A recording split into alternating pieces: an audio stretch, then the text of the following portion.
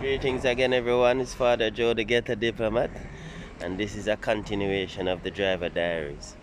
I'm driving for a different customer today, different agency as well. Um, I'm loading this container. Well, the client is loading the container, and I'm gonna take it to Tilbury Docks.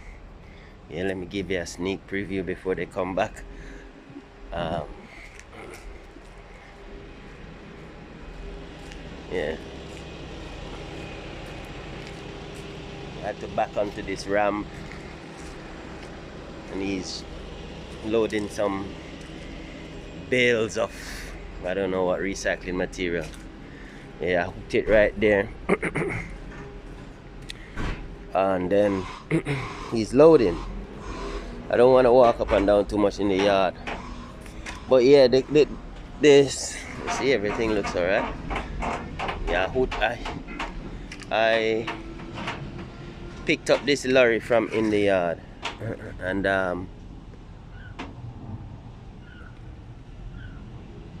yeah, brought it here to be loaded. Okay, the brother is load that lorry a lot. But yeah, this is inside. It's a Volvo, as you can see, 500 horsepower. Okay. Yeah. Last time my brethren Claffy said, how come you not show inside of the lorry? I think I was driving for Reynolds. It was a Mercedes lorry. This one's pretty clean, you know. But yeah, but part of the reason why I'm driving here today is some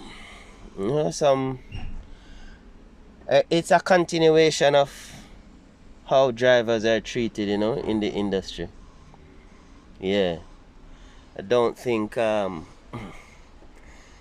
any respect given to the drivers. So yeah, I went to a client, and yeah, I made arrangements from the week prior to go 3 days in the week to this client, and said 9:30. Tuesday, Wednesday, Thursday. Yeah. And let me see if I can flip this. Sometimes it doesn't want to flip while I'm videoing. I don't know where it's got that thing from. But yeah, it looks like I can't flip it. But yeah. Yeah, Tuesday, Wednesday, Thursday, 9:30 start in the evening. Tuesday evening, I don't know, about 5 o'clock or something like that. My agency texts me to say that the client has cancelled the job for the Tuesday.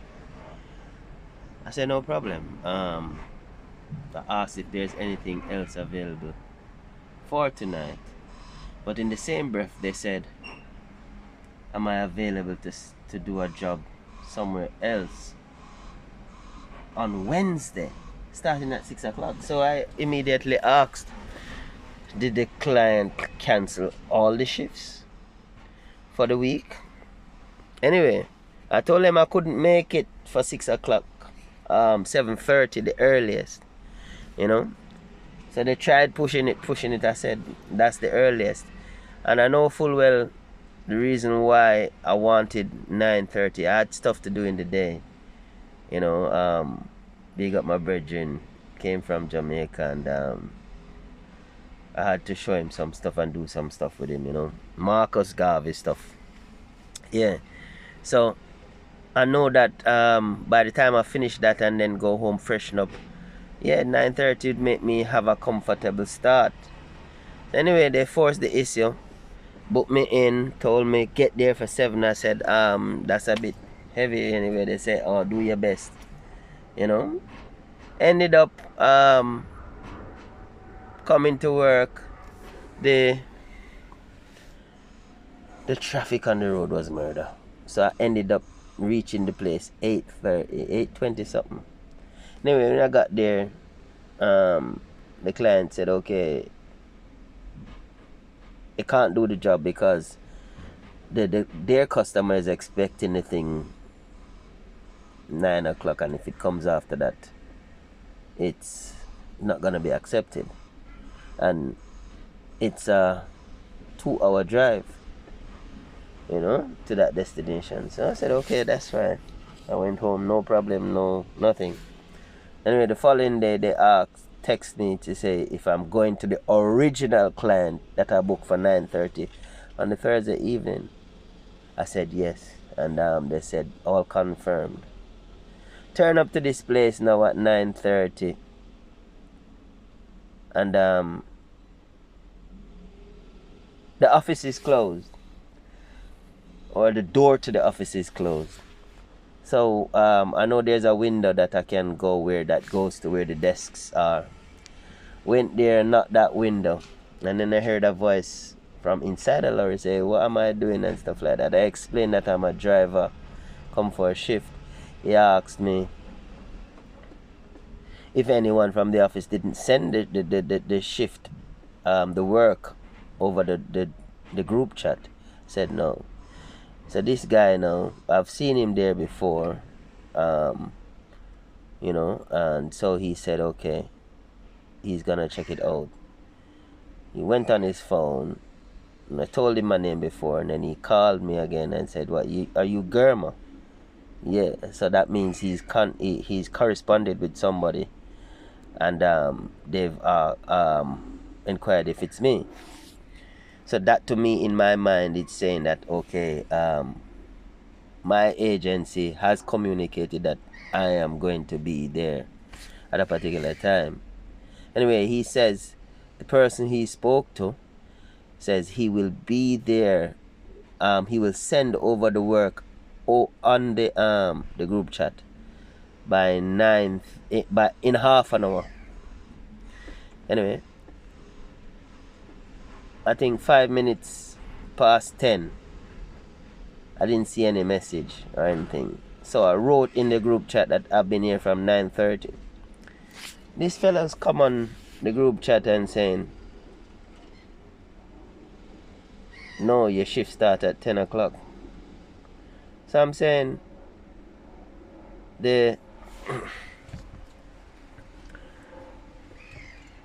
my agency booked me for 9:30.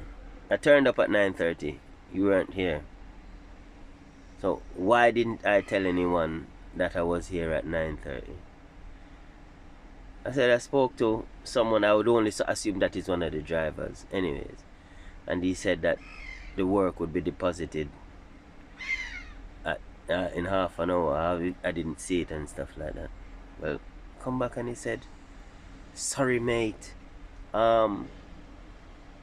dispatch is on the phone and whatever not.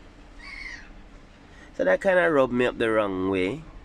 Worse because I don't know the reason why 2 days straight out of my 3 days that I've booked, they've not wanted me to be there. And I don't know specifically if it's on that client's end or my agency trying to just juggle around, and put me where they want, despite me saying whatever. I haven't gotten to the bottom of that. Yeah. But yeah, it kind of pissed me off. So I was sending him a message, and really and truly, I kind of get this feeling like, okay, they're talking down to me. So I'm thinking that's it's a sign of disrespect, because basically we're in it's like they're making me out to be a liar, I'm trying to skank half an hour's pay. And I'm thinking that's not the way to go about it. So I just gave him the full-fledged Jamaican bit, yeah. And I told him, listen, I don't want to be disturbed or harassed over stupidness whilst I'm driving an articulated vehicle at night with lower reduced visibility and stuff like that. Don't, because it's not an issue to be exploded, just yeah. I use a lot of Jamaican terminologies in it. I was pissed, yeah. So when I finished my shift, I went back to the office. Seen some geezer now asking me what was that on the phone. I said, well, listen, and then he jumped up and, well, listen, what? I'm thinking, whoa, he's getting a bit, you know? So I was walking off. When I seen him get up, I stopped. He rushed come round from round his desk coming towards me, and I'm thinking, okay, this is a bit confrontational. Telling me he doesn't want me to talk to him like that. Which is fair enough, I can understand, but you're approaching me in my personal space like you're squaring up for a fight. So I'm not gonna acknowledge that, okay, I could have spoken to you differently. I'm not gonna be no more interaction with you, whatever not. So I just let him know, listen, don't talk to me like I'm stupid either, you know. Then he start chatting some shit in some foreign language. I said, boy, listen, if you're talking to me, talk in English. Then he's like, he's mocking me, whatever not, you know. So like I'm saying to him, no, I have to switch back again and say, listen, you're approaching me like you can do me something. You can't do me anything, you know. Yeah, and it's like, it's about to kick off in there. But at the end of the day, what it boils down to is lack of respect for the drivers. You understand? And if, I don't know, if I was a different personality, I don't know if I would be physically attacked. But the verbal abuse in terms of like how they communicate, okay, I understand you're running your company if you're the one running the company. I mean, when in the mornings I finish at that place, there's like an upstairs porter cabin, whatever not, and this gentleman always comes and collects the paper, and we have a pleasant exchange. And I'm thinking, okay, this man sounds like he's an Englishman. The rest of them are some like Eastern Europeans, and this is, I'm thinking they're trying to flex their muscles. But it, to me, apart from the whole thing about the whole industry not having any respect or regard for the drivers and stuff like that, I think there's a tinge of racism there. But at the end of the day, I'm thinking my advice based on that experience is like, we can't be tolerating any stupidness, just like how they can't tolerate any physical or verbal abuse from anyone. We as drivers, who are like the butt soldiers, the foot soldiers of the whole industry, we can't continue to tolerate all this stupidness. Why should we tolerate disrespect for nothing? I mean, simple communication. You're speaking to me like I'm subhuman. Okay, I understand if you're in the army and there's a hierarchy or whatever, not, but, and yeah, I understand hierarchy and I understand that you have some form of power, but it don't make me less than a human. And on top of that, man, I have over 10 years experience in this thing. It's not like I'm a newbie and you're trying to, I mean, okay, your particular job, I might be new to it, but I've been doing it for a couple of weeks now and I'm handling myself very well, you know. And yeah, irrespective, don't deal with the drivers like they're pieces of shit. This is basically, and my advice to any driver is that stick your ground. Do not take disrespect from anyone. You understand? Because it's uncalled for. It's not necessary, you know. And wherever there's a tinge of racism, you have to speak out against it, you know. Don't accept it. So yeah, I'm here now with a different agency and a different company, and okay, let's see how it goes. But yeah, this is the state of the UK logistics and transport sector. The drivers just can't seem to get any basic human respect, you know. So yeah, that's the message today.